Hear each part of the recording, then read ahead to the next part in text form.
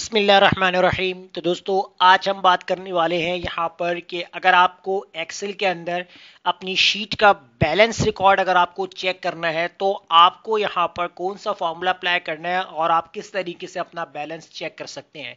तो देखिए, मेरे पास एक लिस्ट है। इस लिस्ट के अंदर हमारे पास कुछ क्लाइंट के नेम होंगे और यहाँ पर हमारे पास प्रोडक्ट्स हैं और यहाँ हमारे पास उन प्रोडक्ट्स की अमाउंट लिखी हुई है और किन क्लाइंट ने हमें अमाउंट पेड की हुई है और किन क्लाइंट ने हमें अमाउंट पेड नहीं की हुई है। उसके लिए हमने यहाँ पर एक स्टेटस वाला कॉलम बनाया हुआ है कि जिन क्लाइंट से हमें पेमेंट रिसीव हो गई है वहाँ पर हमने पेड मेंशन किया हुआ है और जिन क्लाइंट से हमें पेमेंट रिसीव नहीं हुई है वहाँ पर हमने यहाँ पर अनपेड करके लिखा हुआ है। अब इससे हमें कैसे मालूम होगा कि कितने एम्प्लॉयर्स यानी कितने क्लाइंट ने हमें कितनी अमाउंट यानी पेड कर दी है, उसका टोटल अगर आपको देखना है तो आप कैसे देखेंगे। सबसे पहले तो आप देखेंगे कि आपके जो अमाउंट है वो टोटल उसका कितना बन रहा है। उसके लिए आपको यहाँ पर सम का फॉर्मूला यूज कर लेना है। तो सम फॉर्मूले के अंदर आपको टोटल अमाउंट वाला कॉलम सेलेक्ट करना है। उसके बाद आप यहाँ ब्रैकेट क्लोज करेंगे, एंटर कर देंगे। तो इससे आपको मालूम हो जाएगा कि आपके पास जो टोटल अमाउंट आनी है वो कितनी है, 1,53,300। अब इसमें हम पहला काम ये करेंगे कि आप ये देखेंगे कि कितने क्लाइंट ने आपको पेमेंट कर दी है, उन पेमेंट का टोटल कितना बन रहा है। तो उसके लिए आपको यहाँ पर फॉर्मूला अप्लाई करना है, इक्वल सम इफ का फॉर्मूला यूज करेंगे और यहाँ पर रेंज आपसे पूछेगा तो रेंज के अंदर जो है आपने अपने स्टेटस वाला कॉलम जो है वो सेलेक्ट करना है। उसके बाद आप यहाँ पर कॉमा लगाएंगे। क्राइटेरिया के अंदर आपने डबल कोटेशंस ओपन करनी है और यहाँ पर टाइप करना है पेड। उसके बाद आप डबल कोटेशन क्लोज करके कॉमा लगा देंगे। अब सम रेंज आपसे पूछेगा तो सम रेंज के अंदर आप अपने अमाउंट वाला कॉलम सेलेक्ट करेंगे, कंप्लीट। उसके बाद आप यहाँ ब्रैकेट क्लोज कर देंगे और इंटर।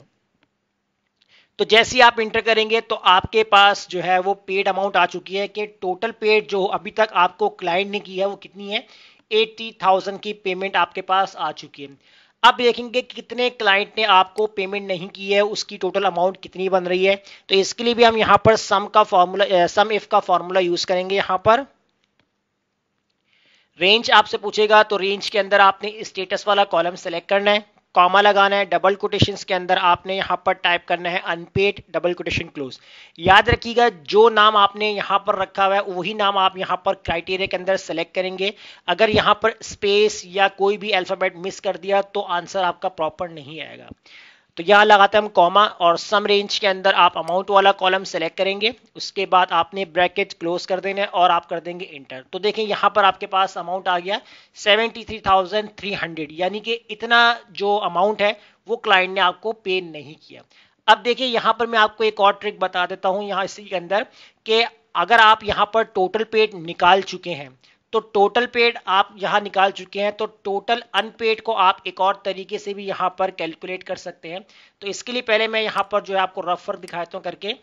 अब आप देखें ये जो आपके पास दोनों आंसर हैं ये आपके पास जो आ रहे हैं ये सही भी है या नहीं। तो इसके लिए आपको करना क्या है, आप इक्वल लगा के इन दोनों सेल्स को आपने प्लस कर देना है। तो जैसे ही आप एंटर करेंगे तो देखिए आपके पास सेम टोटल अमाउंट वाला आंसर आ जाएगा। इसका मतलब है ये जो फॉर्मूले हैं आपके बिल्कुल वर्क कर रहे हैं, आपने इस फॉर्मूले को सही अप्लाई किया।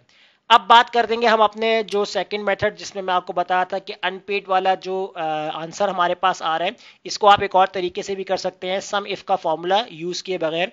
तो अगर आप यहाँ पर टोटल पेड निकाल चुके हैं तो अनपेड आप कैसे निकालेंगे, आपने करना है कि आप इक्वल लगाएंगे। जो आपका टोटल अमाउंट था इसमें से आपने माइनस कर देना है जितने आपकी अमाउंट टोटल पेड हो चुकी है। उसके बाद आप इसको एंटर करेंगे तो अब आप देख सकते हैं कि दोनों आंसर जो है वो आपके पास सेम आ रहा है। तो या तो आप सम इफ का फॉर्मूला यूज कर सकते हैं अनपेड के अंदर, या तो आप टोटल में से टोटल पेड को माइनस कर देंगे। जो आंसर आएगा वो आपके पास टोटल अनपेड का रिकॉर्ड होगा। तो इस तरीके से इस फॉर्मूले की मदद से आप जो है अपना बैलेंस चेक कर सकते हैं। तो उम्मीद करता हूं आज का टॉपिक आपको जरूर समझ में आ गया होगा। वीडियो अच्छी लगी लाइक कीजिए, फ्रेंड्स में शेयर कीजिए और हमारे चैनल को सब्सक्राइब करना मत भूलिएगा। मिलते हैं नेक्स्ट वीडियो में। शुक्रिया।